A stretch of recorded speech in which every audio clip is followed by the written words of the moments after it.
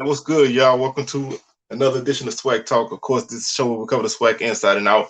I am your tour guide around the SWAC. See what else coming at you, and we're gonna recap these Week 1 games, man. The good, the bad, the ugly. We're gonna just talk about everything that happened. You know, there was some blowouts, there were some close games, there were a couple of games that the SWAC team should have won. There was a couple games that turned out to be a little bit different than expected, but we're gonna cover the whole thing, man. We're gonna start from the beginning, man. So we're gonna just work our way through. Obviously, we won't be recapping the Orange Blossom Classic on this show because that game takes place today. So we'll cover that game on Monday, and you'll be able to catch my thoughts on that game on Monday. But before we get started, you can check out the socials. Facebook is Swag Talk, Instagram, Swag Talk, Twitter, Swag Talk 76. You can subscribe to the channel if you haven't done so already. If you have, man, I appreciate it. We're on the march to 1K. So if you haven't hit that subscription button yet, man, go ahead and hit it. If you have, I want you to let somebody you know to check us out and to subscribe also. So, man, you know, each one teach one, each one tell one. Let's go. Hit that notification bell to be alerted to any videos I drop.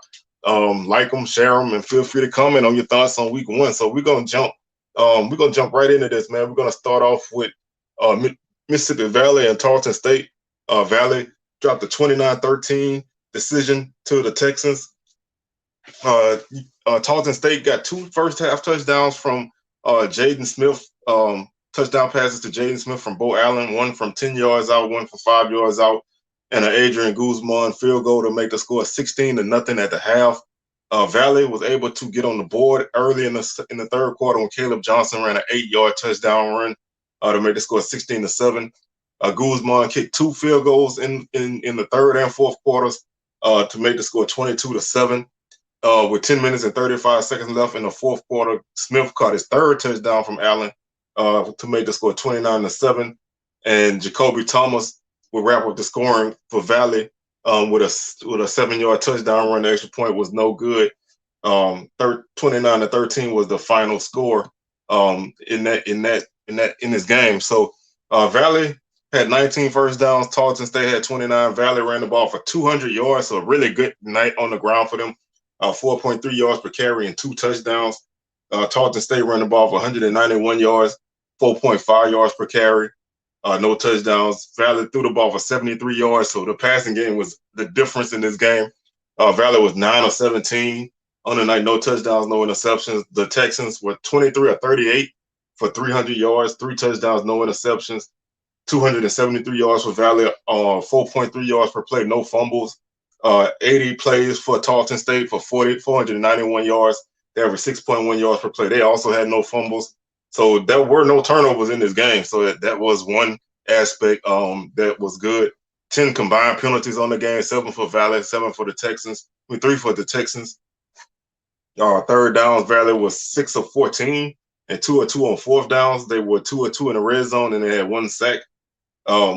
The Texans 8 of 14 on third down, 1 of 2 on fourth down, 6 of 7 in the red zone. So pretty even game, honestly, when you look at it. Other than Valley not really being able to pass the ball much and falling behind by 16 points in the first half, this was a pretty even game. Jelani Easton 9 of 17 for 73 yards. Bo Allen 23 of 38 for 300 yards and 3 touchdowns. He was sacked once. Easton was sacked twice. Jacoby Thomas led Valley with 82 yards. Caleb Johnson, 78. They each had touchdowns. D'Angelo Rosemond had 107 yards for the Texans, 8.2 yards per carry. Ontario Douglas had 43 yards on 12 carries. Donald Johnson had led Valley with 2 catches for 31 yards.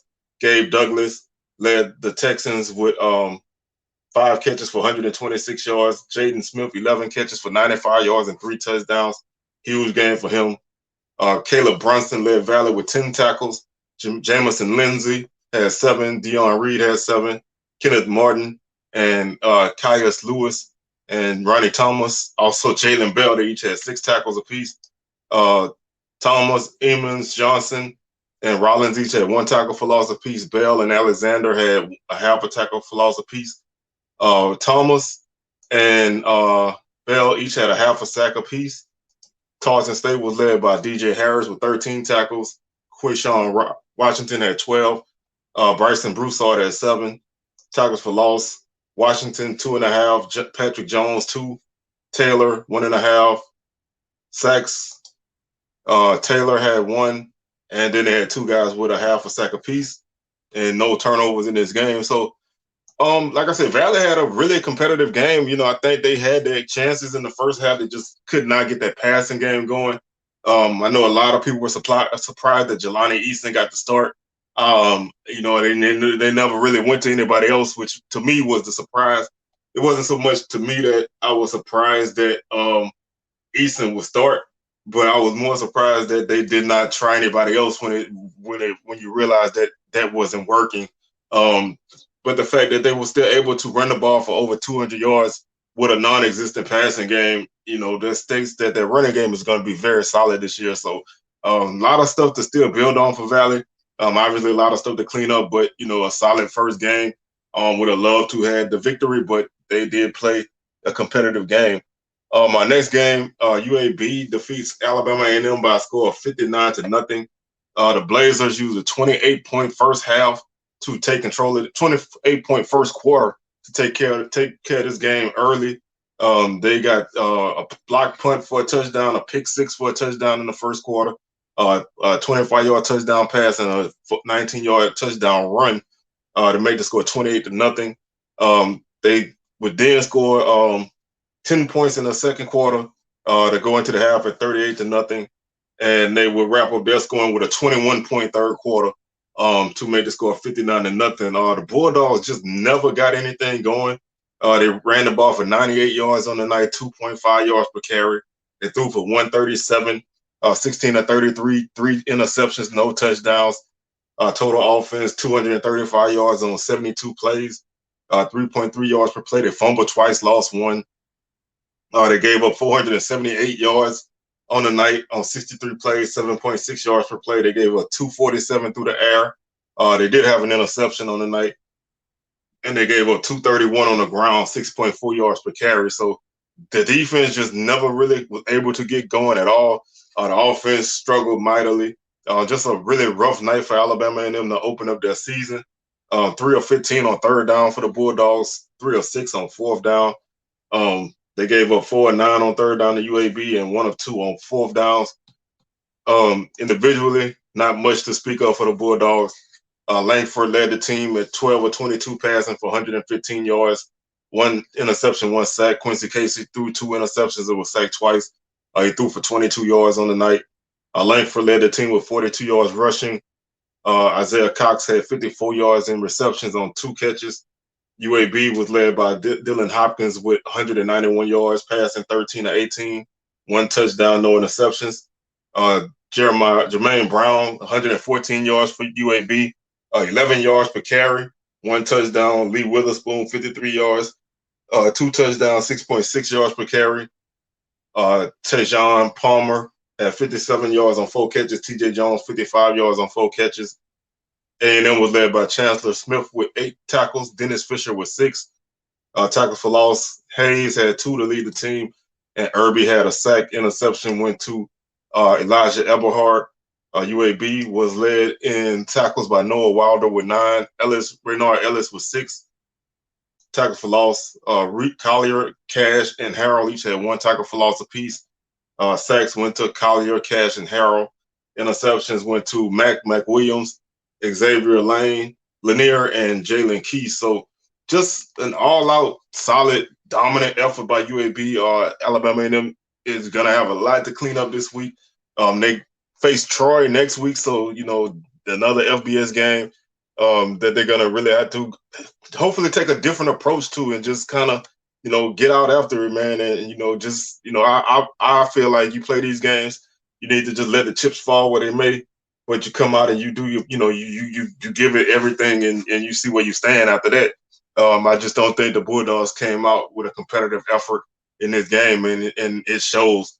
The next game we're going to cover is Miami Hurricanes defeat Bethune-Cookman Wildcats 70-13.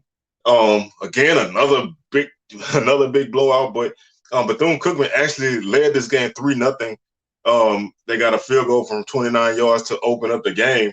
Then Miami would score the next 28 points. They would score the next 28 points between the first and second quarters. They had a 4-yard touchdown run, a 5-yard touchdown run, a 6-yard touchdown run, and then an interception for a touchdown to make the score 28-3 with 11 minutes and 50 seconds to go in the second quarter. Bethune-Cookman would get a 34-yard touchdown pass from Jalen Jones to Quayshawn Bird to make the score 28-10. Then Miami would score a 16-yard touchdown pass from Van Dyke to Restrepo, and Henry Parrish would score his third touchdown of the night for the Hurricanes to make the halftime score 42-10. Bethune-Cookman would get a field goal to open up the second half to make the score 42-13, and then Miami would score. They would go on another run and score 28 points between the third and the fourth quarter. 16-yard pass for a touchdown, a 5-yard touchdown run, a 4-yard touchdown run, and then a 2-yard touchdown pass. So just, Bethune-Cookman came out early. They did some things. They had some success a little bit, but they just got snowed under on a couple runs, point scoring runs, and just could not finish, could not compete. 93 yards for the Wildcats on the ground, 3.2 yards per carry. Miami 305 yards rushing, 7.3 yards per carry, 7 touchdowns, 249 yards through the air for Bethune-Cookman. They were 14 of 27, 3 interceptions on the night, one touchdown. Miami threw for 300 yards, 21 of 24, 3 touchdowns, no interceptions. Miami did fumble once, so that was their only turnover of the night. Bethune-Cookman didn't fumble at all, so they had 3 interceptions to be the amount of giveaways. 342 yards of total offense for the Wildcats on 56 plays, 6.1 yards per play. 13 penalties for 95 yards. That's always going to hurt you. 605 yards for Miami on 66 plays, 9.2 yards per play. 6 penalties for 48 yards. The Hurricanes did not punt on the night, so Bethune-Cookman just never really could stop them. That's always going to come back to hurt you. Miami was 7 of 7 on third downs. They did not have a fourth down in the game. Again, that's just a dominant offensive effort. Bethune-Cookman was 5 of 14 on third downs. They did not attempt a fourth down conversion. They were 2 of 3 in the red zone. Miami was 9 of 10 in the red zone. Miami had 2 sacks on the night. Bethune-Cookman, no sacks. Individually, Jalen Jones was 11 of 20 for 243 yards, 1 touchdown, 1 interception. Walter Simmons, the third, 2 of 3 for 9 yards. He was sacked once. Tyler Van Dyke, 13 of 16 for Miami, 193 yards, 2 touchdowns. Jake Garcia was 8 of 8 for 107 yards and a touchdown. Quayshawn Bird led the Wildcats with 30 yards on 8 carries. Tyrone Franklin also had 30 yards on 8 carries. Jalen Jones, 15 yards on 6 carries. Henry Parrish led Miami with 14 carries for 108 yards, 3 touchdowns, 7.7 yards per carry. Thad Franklin, 9 carries for 78 yards and 2 touchdowns, 8.7 yards per carry. Dylan Lee led the Wildcats with 5 catches for 83 yards. Marcus Riley, 2 catches for 68 yards. Xavier Restrepo led Miami with 5 catches for 100 yards and a touchdown.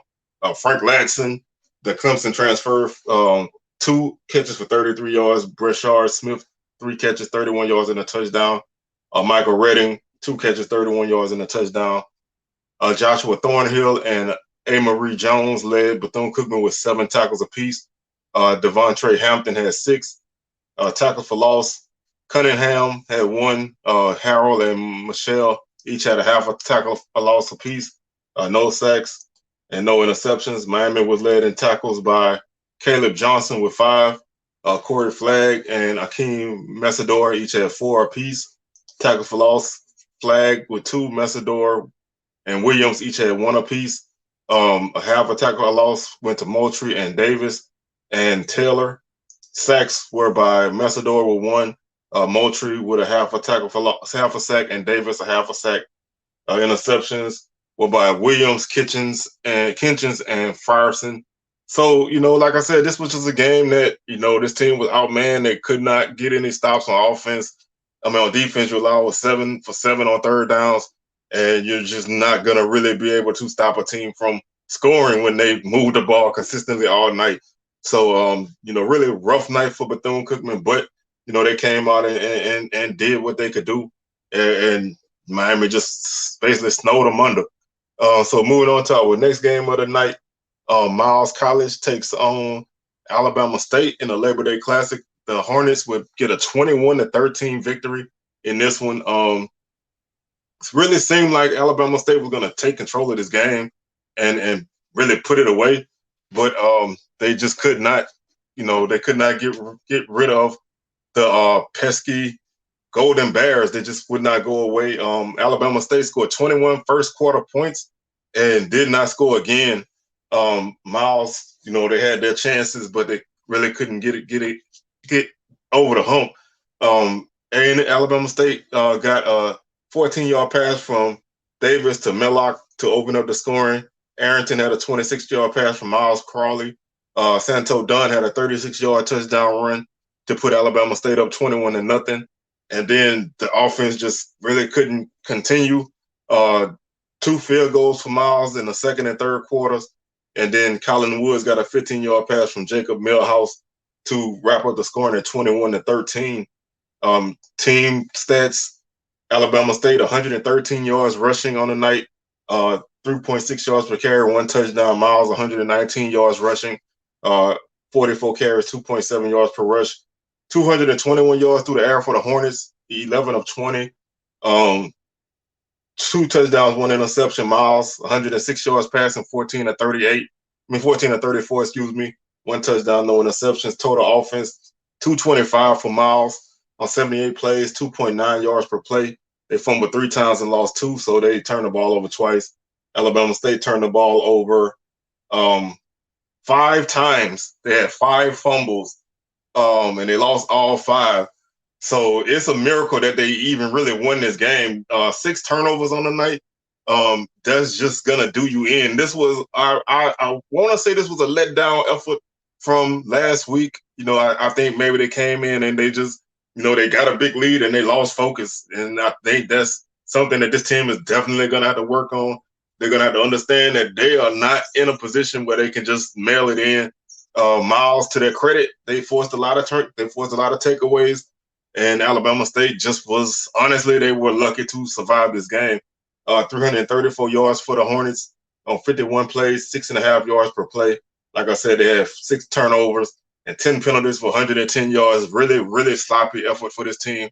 They have a lot to clean up coming off of a victory. It's good to win.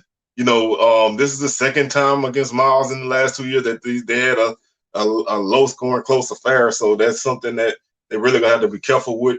Miles had the ball for 35 minutes. Alabama State 23 minutes. Miles was 5 of 17 on third down. Hornets 5 of 12. 1 or 2 on fourth down for Miles. No fourth down attempts for Alabama State. Miles was 3 or 4 in the red zone, so they actually came up empty one time in the red zone. Alabama State was 1 of 2. They also came up empty once. The Hornets did have 5 sacks on the night, so the defense did make some plays, but they just shot themselves in the foot so much. Millhouse led the Golden Bears with 64 yards passing, 1 touchdown. He was sacked 3 times. Miles Crawley was 9 of 18 for Alabama State, 162 yards, 1 touchdown, 1 interception, 2 sacks. Demetrius Davis was 1 for 1 on the night for 14 yards and a touchdown. Jawan Howell led the Hornets with 48 yards on 11 carries, 4.4 yards per carry. Santo Dunn, 5 carries for 42 yards, 8.4 yards per carry and a touchdown. That's a guy who needs the ball in his hands way more than 5 times in a game. Millhouse led the Golden Bears with 42 yards rushing. Zarius Keys, 32 yards rushing. Isaiah Scott led the Hornets with 60 yards on 2 catches. Culpepper, 2 catches for 50 yards. Mellock, 2 catches for 50 yards and a touchdown. And Ja Andrews led the Golden Bears with 7 catches for 34 yards.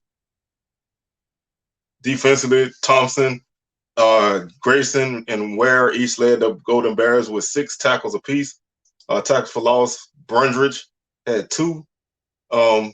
For the Golden Bears, Rogers 1, Brundridge, 2 sacks, interception. He also had an interception that he returned for 38 yards. Alabama State was led by Brandon Gaddy with 10 tackles, Colton Adams with 8 tackles, Urshad Davis with 6 tackles, Adrian Maddox, Young Roll, and Kelvin Stokes each had 5 tackles apiece. 3 tackles for loss for Gaddy. Maddox and Stokes had 2 tackles for loss. Young Roll had 1.5 tackle for loss sacks. Gaddy with 2. Young Roll, Stokes, and McDuffie each had 1 sack apiece. No interception. So, like I said, this was a game that Alabama State looked like they were just going to run away with. They ultimately came up on the short end of they came up on a winning end, but they offensively, they just went cold, and turnovers and penalties, just really did this team in. And you're not gonna win a lot of games like that. So a lot of work to improve on. And you playing UCLA next week, so really a lot to kind of get out of your system. So hopefully the Hornets can clean up a couple things and get themselves back on track. The next game we're going to talk about is another game that was closer than I thought it would be. Although Lane has played UAPB close the last few times they played. Again, UAPB had to battle this game out 48-42. They were able to outdo Lane. They were up 27-21 at the half. Then they had a 21-point third quarter for the Golden Lions, 14 points for Lane in that quarter. Lane scored a touchdown in the fourth quarter to make the final margin. So let's look at the breakdown of the scoring. Miles opened the scoring with a 70-yard touchdown run. Then Pine Bluff would answer with 3 scores, a 3-yard touchdown run, a 12-yard touchdown run, and a 23-yard field goal.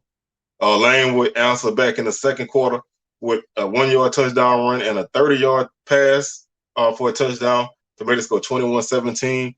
Pine Bluff would get another field goal to make the score 21-20. They would trail, and with 31 seconds left in the first half, Pine Bluff would get a 4-yard touchdown to make the score 27-21. They would lead 27-21 at the half. Pine Bluff would come out and get a touchdown on a kickoff return to open up the second half to make the score 34-21. Lane would get a touchdown right back to make the score 34-28. Pine Bluff will get another touchdown, this time for 6 yards out to make the score 41-28. Lane will get a 4-yard scoop and score to make the score 41-35. Pine Bluff will get a 31-yard touchdown pass to make the score 48-35. And then Lane will get a 49-yard pass in the fourth quarter to make the final margin 48-42. So this was definitely a game that Pine Bluff had to battle and scratch and claw to win. Lane really put up a hell of a fight. They ran for 183 yards on the night, 4.9 yards per carry, 2 touchdowns. They threw for 328 yards on the night, 15-21, 3 touchdowns, no interceptions, 511 yards on 58 plays, 8.8 yards per play, no fumbles. So Lane did not turn the ball over at all. They played a really good game. Pine Bluff played a solid offensive game as well. Defensively, they were able to outlast this team. Pine Bluff ran for 254 on the night, 5.4 yards per carry, 3 touchdowns. They threw for 267, 19-32 for 2 touchdowns, 1 interception, 267 yards, 521 yards of total offense for the Golden Lions. 79 plays, 6.6 yards per play. They did fumble once, so they turned the ball over twice. Not many penalties in this game. 7 for 105 for Lane, so a lot of big penalties for them, but not a lot of penalties. Pine Bluff had 4 penalties on the night, so not a heavily penalized game. Pine Bluff was 7 of 16 on third down. Lane was 2 of 9 on third down. That's what ultimately probably did them in. 2 of 3 in the red zone for Lane, 6 of 7 for Pine Bluff. 3 sacks for Lane, 4 for Pine Bluff. Individually, Michael Huntley was 15-21 for 238 yards, 3 touchdowns. He was sacked 4 times. Skylar Perry, 16-27, 222 yards, 1 touchdown, 1 interception, 1 sack. Jalen Macon, 3 of 5, 45 yards, 1 touchdown, no interceptions. He was sacked twice. Ike Brown led Lane with 22 carries for 88 yards, 2 touchdowns. Kylan Dewey, 3 carries for 51 yards. Kayvon Britton led Pine Bluff with 31 carries for 237 yards. Huge night for him.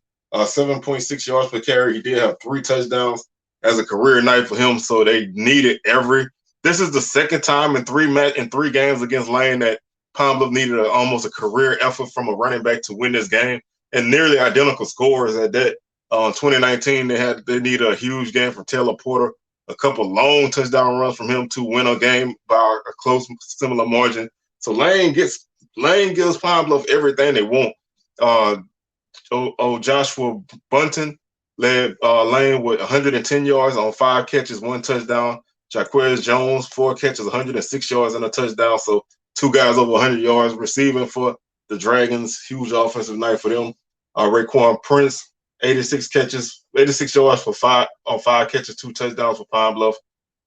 Chris Cochran, 4 catches, 62 yards. Kayvon Britton, 4 catches, 60 yards. So almost 300 yards of total all-purpose yards for Britton. Huge night for him. Jeremiah Brown, 14 tackles for Lane. Andrew Farmer, 12. Najul Canada, 11 tackles for loss. Farmer had 6 tackles for loss. He was a force. He also had a sack. He was definitely just a pain in the butt for Pine Bluff all night. That guy's on a lot of HBCU draft watch lists, so definitely keep an eye out on Andrew Farmer from Lane. Flaquan Tucker had the interception. Pine Bluff was led by Monroe Beard with 11 tackles. Kadarius Clark with 8. Timon Akins with 7. Clark had 2 tackles for loss. Gray and Luckman had 1.5 tackles for loss. Akins and Seward had 1 apiece. Clark had 1.5 sacks, along with Lukeman. He had 1.5 sacks on the night. No interceptions for the Golden Lions. So this was a battle, man. Pine Bluff did not come out this game unscathed. Lane gave them everything, and they competed all night. It took some Herculean efforts from Pine Bluff to get this game to be a victory. And they're gonna have to, they get another non-conference game this upcoming week.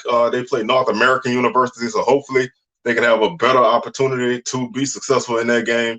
But when you're a team that hadn't won a lot of games in the last year, you take them wins how you get them, and you just try to build on it from there. So we'll see where Pine Bluff ends up. The game that was, I'm not even gonna really spend that much time on this game because it is not really necessary. Southern beat Florida Memorial 86-0. Southern had a 42-point first quarter that basically put the game out of reach. Southern came out and they did what they needed to do. The rest of the game was kind of like going through the flow of the game to get the game over with, basically. Southern scored on their first 5 offensive possessions, and they had a defensive score in that first quarter. They would score 2 second quarter touchdowns, a pick 6, and an offensive rushing touchdown. Third quarter they would score safety, and they would also get two more touchdowns, pass and a rush, and they would close out the fourth quarter with 2 touchdowns, 32-yard run and a 33-yard run to wrap up the scoring. A really good effort for the defense, holding Florida Memorial to 92 yards of total offense, 63 plays, 1.5 yards per play. They did have they forced 3 turnovers. Southern did throw an interception on the night. They were 15 of 26, passing 215 through the air, 3 touchdowns, 1 interception. They ran the ball for 396 yards on 38 carries, 10.4 yards per carry, 7 touchdowns, 611 total yards, 9.5 yards per play. Southern did have 16 penalties for 135 yards. A lot of offsides penalties.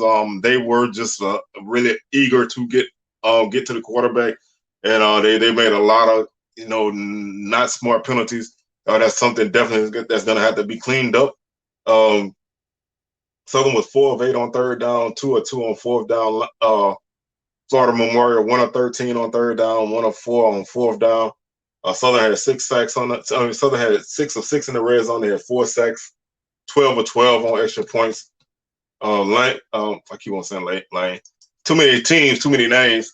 Florida Memorial was led by Antoine Williams with 26 yards passing, 2 interceptions. He was sacked 2 times. Bashawn McCray, 7 of 12 for Southern for 79 yards, 2 touchdowns. Harold Blood, 4 of 8 for 78 yards and an interception. Khalil Washington led the Lions with 26 yards on 5 carries. Marcus Barthel, 23 yards on 9 carries. Braylon Morgan led Southern with 85 yards on 9 carries. Kendrick Rhymes, 10 carries, 84 yards. Gerard Sims, 10 carries, 84 yards. McCray, 3 carries, 78 yards. They all had touchdowns. Receiving, Markel Lee led the Lions with 4 catches for 18 yards. Gerard Sims for Southern, 3 catches, 40 yards. Chandler Whitfield, 3 catches, 40 yards and a touchdown. Ed McGee and Argus Pete each had 1 catch for 34 yards. Amari Taylor led the Lions with 8 tackles. Mims and Gaynor each had 6 tackles apiece. Tackle for loss went to Wheeler. He had 1. Mabel and Lawrence each had a half a tackle for loss, no sacks. Interception was by Terry Smith. Southern was led in tackles by Jordan Monroe with 6. Farmer with 5. Miles with 4. Taj Brown with 3. Brown, 2 tackles for loss. Miles, 1.5 tackles for loss. Lewis, Williams, Gibson, Perry, Harris each had 1 tackle for loss apiece. Sacks, Brown with 2, Lewis 1, Williams 1. Interceptions, Brown and Judson each had an interception apiece. Lewis had a forced fumble and a fumble recovery that he returned for a touchdown. So basically, you kind of got what you could kind of expect from this kind of game. Not a lot to really take out of it. Southern obviously has a big game next week against LSU, so they're gonna have to, get themselves back on the grind and get ready for a much, much, much tougher opponent. Their approach is gonna probably have to be a little different in this game, being the underdog coming into this game. They're gonna have to clean up their penalties, and again, like I said, let the chips fall where they may. As you make your way through a FBS game. So really, just you kind of don't really want to see a margin get this big, but it happened. They tried to keep the scoring down. They tried to run the ball as much as they could in the second half, but this just was a game that kind of got uglier than it probably should have been. The next game we're going to talk about is Grambling and Arkansas State. Grambling would drop they would drop a 58-3 loss to Arkansas State. Grambling offensively just could not get anything going. Arkansas State would lead this game 37-0 after by the third quarter, 30-0 at half. Grambling finally got on the board in the third quarter with a 30-yard field goal, and then Arkansas State would score three more touchdowns to wrap up the scoring at 58-3. Grambling offensively, just like I said, could not get anything going. 9 first downs on the night, 50 yards rushing, 52 yards passing, 4 of 18 passing for 52 yards, no touchdowns, 1 interceptions, 102 yards of total offense for Grambling, 51 plays. They averaged 2 yards a play, 3 fumbles, but they did not lose any. So that didn't, they were able to not turn the ball over much, but they had 15 penalties for 132 yards. You can't compete in games like this with that many penalties. Arkansas State ran the ball for 339 yards on the night, 54 carries, 6.3 yards per carry, 6 touchdowns. This was a team that came into this game that did not run the ball well last season and did not return very many starters. So offensively, they just were able to do what they wanted, 233 yards through the air. 20 of 26, 2 touchdowns, no interceptions, 572 total yards. 80 plays, 7.2 yards per play, no fumbles. They had 7 penalties for 80 yards. They did not punt on the night. Grambling punted 8 times. Time of possession, 24 minutes for Grambling, 35 for the Red Wolves. Grambling was 2 of 13 on third down, 1 of 1 on fourth down. All factors that can conspire to have you drop a game like this. 3 of 5 on fourth down for Arkansas State, 6 of 12 on third downs. They were 7 of 9 in the red zone. Grambling was 1 for 1 in the red zone. 4 sacks for Arkansas State. Individually, not a lot to take from Grambling, man. Hawkins, 46 yards passing, 2 sacks. Calvez, 2 sacks on the night, 6 yards passing. James Blackman led Arkansas State with 15 of 20 for 210, 2 touchdowns on the night. Johnny Lang led the Red Wolves with 124 yards on the ground, 1 touchdown. AJ Mayer, 74 yards, 1 touchdown. Grambling was led by Floyd Chalk with 33 yards. Chance Williams with 30 on the night on the ground. Williams also had a 34-yard reception for Grambling, 1 of 4 completions. Champ Flemings has 122 yards for Arkansas State and a touchdown, 7 receptions. Grambling was led by Lewis Matthews with 14 tackles, Joshua Reed with 8, Quincy Mitchell with 6, Ryan Fields with 5, Keelan Burley with 5, and Jabbar Triplett with 5. 4.5 tackles for loss for Lewis Matthews, 2 for Reed. No sacks on the night, no interceptions. Arkansas State was led by Jaden Harris with 5 tackles, Kieron Crawford with 5, Travion Thomas with 4, Carmouche with 4, Ayers with 4. Tackles for loss, Gathers and Crawford each had 3 tackles for loss apiece to lead the team. Sacks were by Ayers, Crawford, Gathers, they each had 1. Harris and Doss had a half a sack apiece. Interception went to Smith. So, like I said, not a lot to take from this game. I mean, this was first game under Coach Hugh Jackson. So, there's a lot to clean up. It was just not a great offensive effort for Grambling. They'll have to rebound and get ready for Northwestern State on Saturday in Shreveport. So, the road doesn't get any easier, and Jackson State looms in a couple weeks. So, the team really needs to just put this game behind them and get ready for their next game. So, just a tough outing for this team. So hopefully, they can rebound and show people kind of what they have, what they really have as a team. I think this team is gonna be a lot better than what they showed in this game. So you really just wanna put this one behind you and just move on. So you don't want to linger on this one too much. And we're gonna move on ourselves to our next game, which was Stephen F. Austin and Alcorn. This game had like a 3-hour weather delay. It didn't get started till almost 10 o'clock.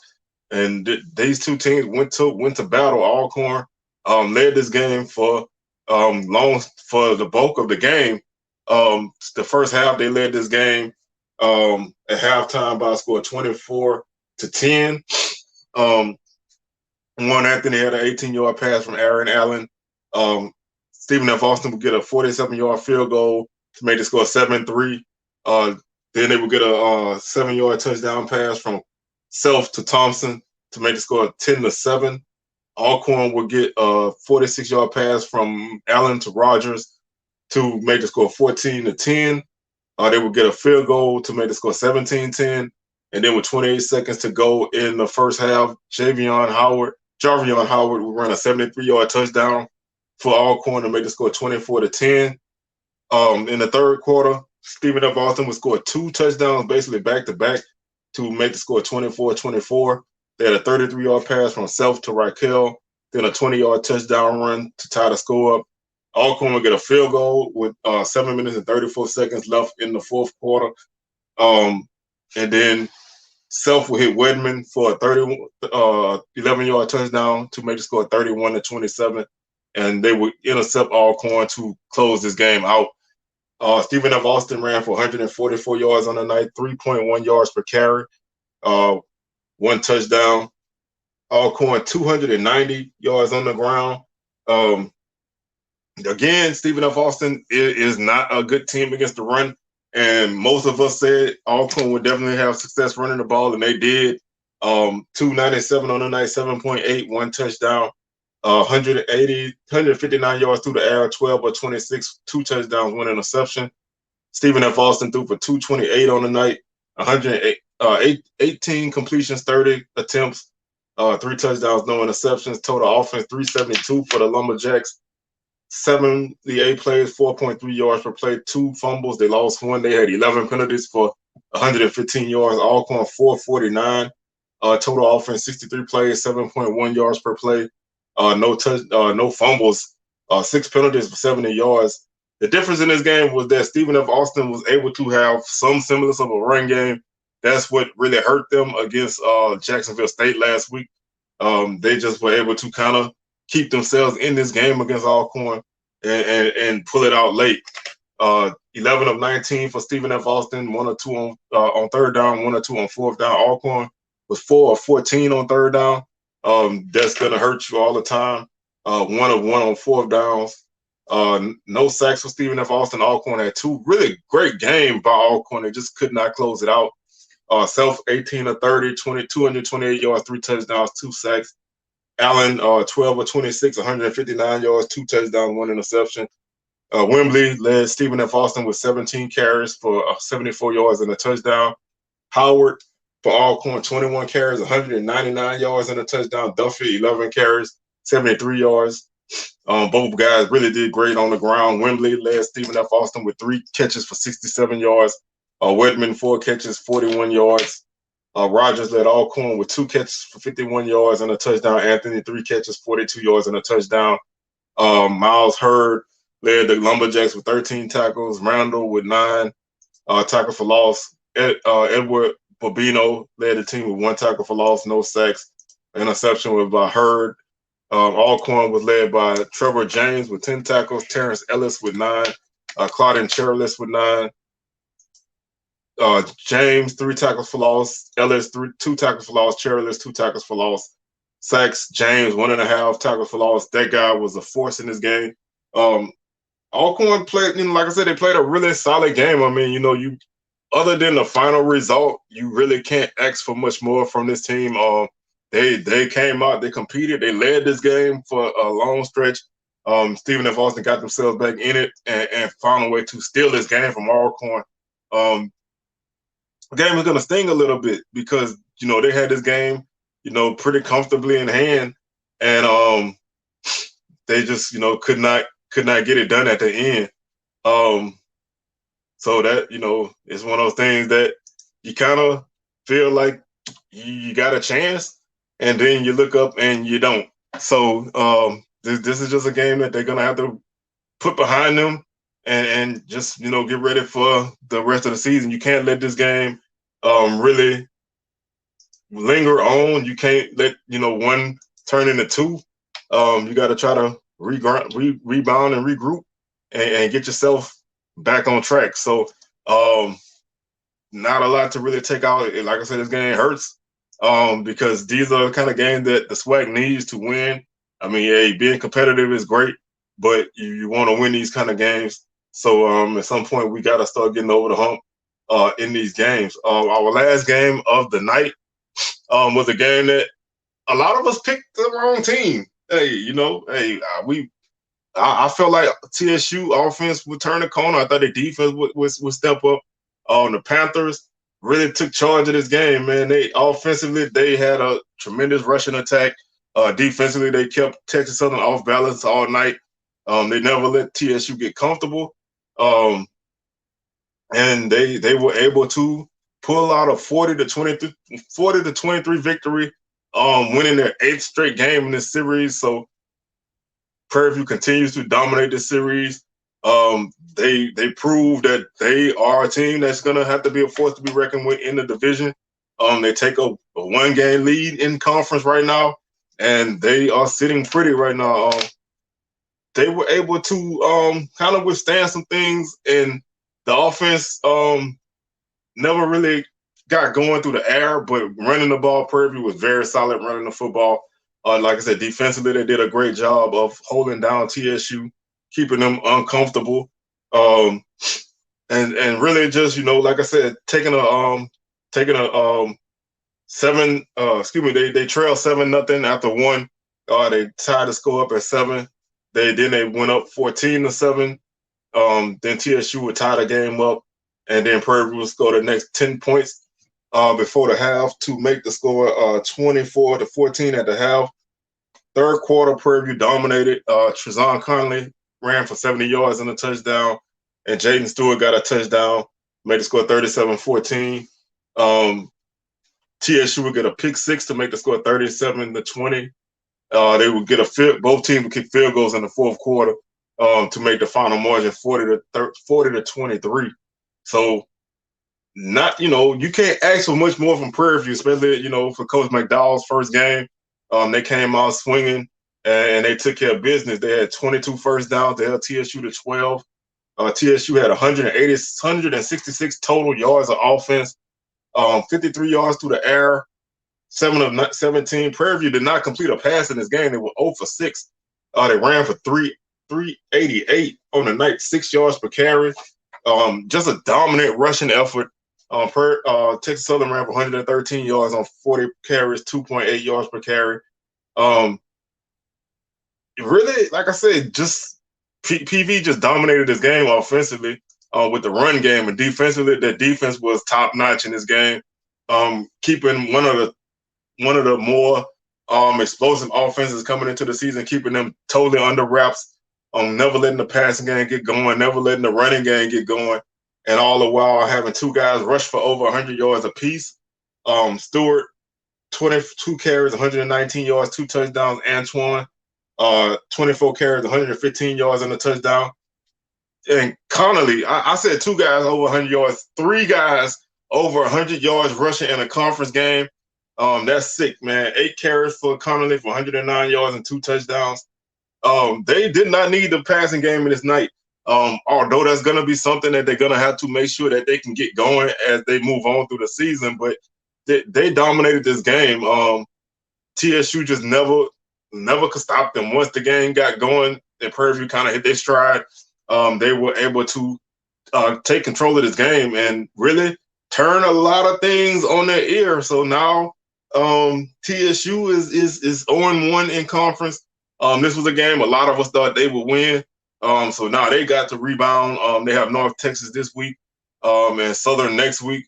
Well, North Texas this week, Southern the week after. So doesn't get any easier for TSU on the night. Prairie View, they find themselves in a good spot in conference. You when you play a conference game to open up the season, you really want to win it to give yourself some kind of leeway. And now they're sitting in a good spot in the division. They have a couple non-conference games next at Abilene Christian and at home versus Incarnate Word before they play Alabama State on the road in conference play. So nice conference opener for them. Really dominant game on the ground again. A solid defensive effort for the Panthers, and they won their 8th straight Labor Day Classic. So that's going to do it for this episode. Of course, like I said, we have the Orange Blossom Classic this afternoon, so we'll recap that game tomorrow. Hopefully we have a great game to wrap up SWAC Week 1. Y'all make sure y'all tune in tomorrow for that game, for that recap. Wednesday will be our Week 2 preview. Sunday, Week 2 recap, and we're just going to continue like that, on and on and on until we get to the end. But not rushing, just taking it week by week and enjoying every game that comes up. So that's going to do it for me. Your tour guide, C-Well, stopping the bus. Y'all can hop on out, and we will catch y'all Monday. So y'all have a good weekend, and we'll holler at y'all. Peace.